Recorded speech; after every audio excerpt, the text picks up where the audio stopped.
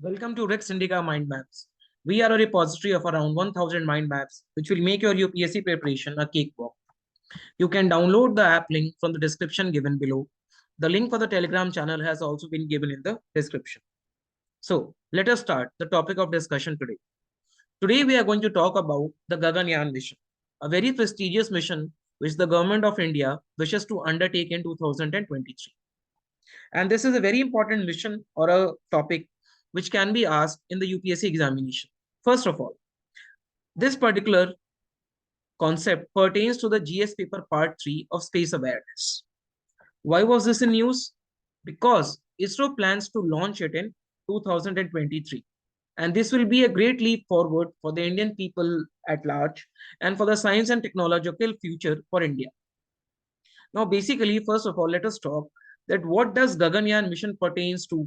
What are its components? What are the benefits which India will have? Some challenges, and then how we can cater to those challenges. Now, this program has got two unmanned missions and one manned missions, which will finally launch this particular thing into the space. Okay. So Gaganyaan is simple, is the space program of India, which will carry humans to space. Up till now, no space program of India has carried humans to the space. So this will be a great leap forward. Okay. Now, this will be two unmanned missions, means that this particular rocket, which is the GSLV Mark III vehicle, this will go to the lower Earth orbit twice without any particular humans. And last mission will contain humans into. Getting the point? Now, this is carried by ISRO. We all very well know what ISRO is. What this will demonstrate? This will demonstrate India's indigenous capability to undertake human space flight. As of now, India is undergoing a rigorous drive of indigenization of technology. And this indigenization is being carried on in each and every aspect. That may be the defense sector, that is the space sector, that is the pharmacy sector. So this drive for indigenization is on a rise. So therefore, through the Gaganyaan mission, India is trying to demonstrate its indigenous capability to undertake human space flight. Now, the question which comes to our mind is that in which orbit will Gaganyaan station itself? This will station itself in lower Earth orbit.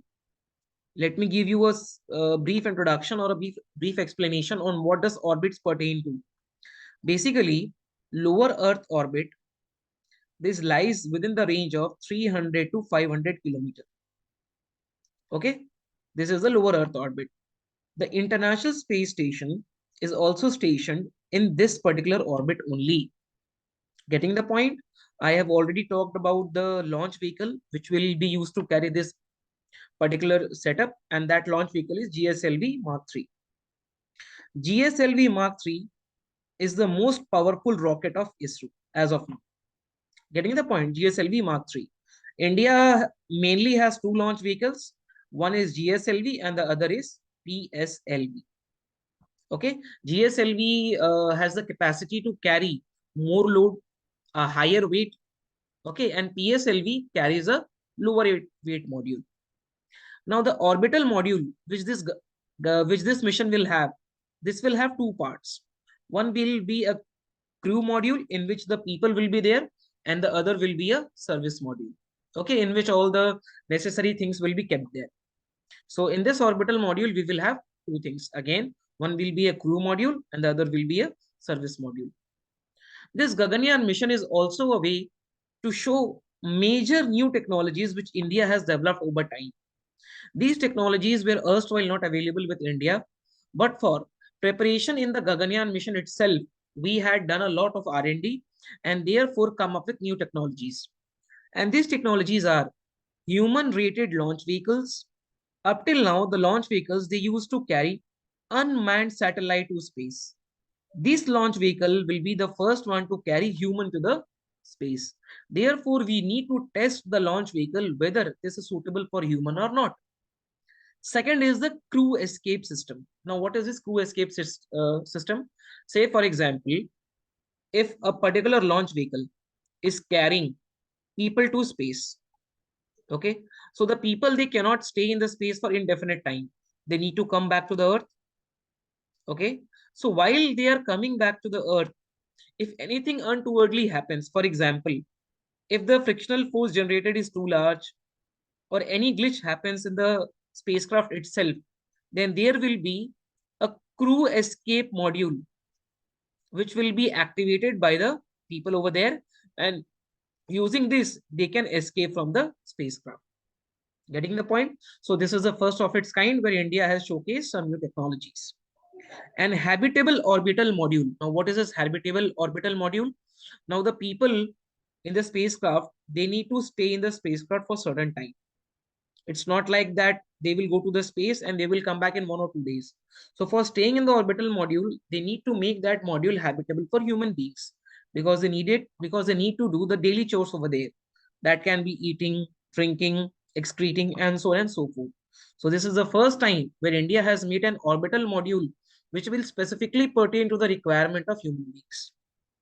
A life support system has also been created on the spacecraft, and a crew management training. Now, what is this crew management training? This basically means that how will you accustom yourself, how you will change yourself, adapt yourself to the zero gravity zones. For these zero gravity zones, specific kind of training is being given. These training used to be given to the astronauts at some specific locations of the world, but this time India is trying to do this of its own. Okay. So before talking about the Gaganyaan mission, let us delve deep into the history of the space stations as of such. First space station was Salyut 1, which was launched in 1971 by the erstwhile USSR, which has been disintegrated in 1991.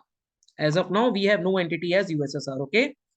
And as of now, by 2022, there are two fully operated space stations which is revolving in the lower Earth orbit. One is the International Space Station, which is a collaboration of 5 nations, and the other is the Tiangong of China. Okay, so as of now, there are two space stations which are fully functional in the lower Earth orbit. If I talk about the space stations or the series of space stations which have been sent since 1971, then they are Salyut of USSR, Almaz of USSR, and Mir of USSR. We also have the Skylab of USA and the Apollo Soyuz mission of USA USSR, which is as of now made redundant. It was there, but now this is not in use. Then we have the International Space Station and the Tiangong Space Station of China. Okay, so now what is the benefit which India will have if it sends its space station to its rocket to lower Earth orbit? Or what are the advantages of manned space flight? Okay, see, first of all, India will gain success in space race. This will be very good for India's stature in the international fora. India's stature in the international fora. India will gain militarily and strategically. Now, how militarily? First of all, as of now, we have a thing known as weaponization of space. Weaponization of space means the countries, they are trying to weaponize space, because from the space it will be very easy for them to launch any attack. So India also has got a permanent settlement at the space. We can use it effectively for militarizing the space. Strategic gain also because the stature in the international fora will increase, and the global power aspiration of India will be catered through it. Okay. Other science and technological capabilities will improve in research and development and industrial growth.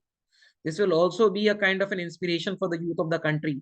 We all very well know when Miss Kalpana Chawla, she went to the space, this created an kind of an inspiration for a whole new generation of women.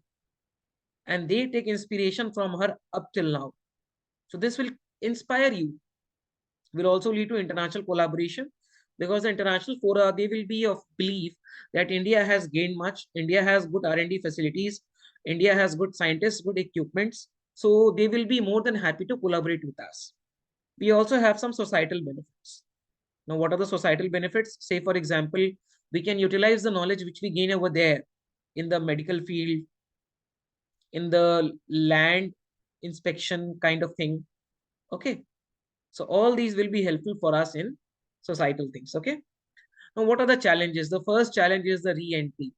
That once the module goes to the space, when it will re-enter, then the Earth's frictional force will heat it up. Now, how we will try to solve this particular issue? Okay.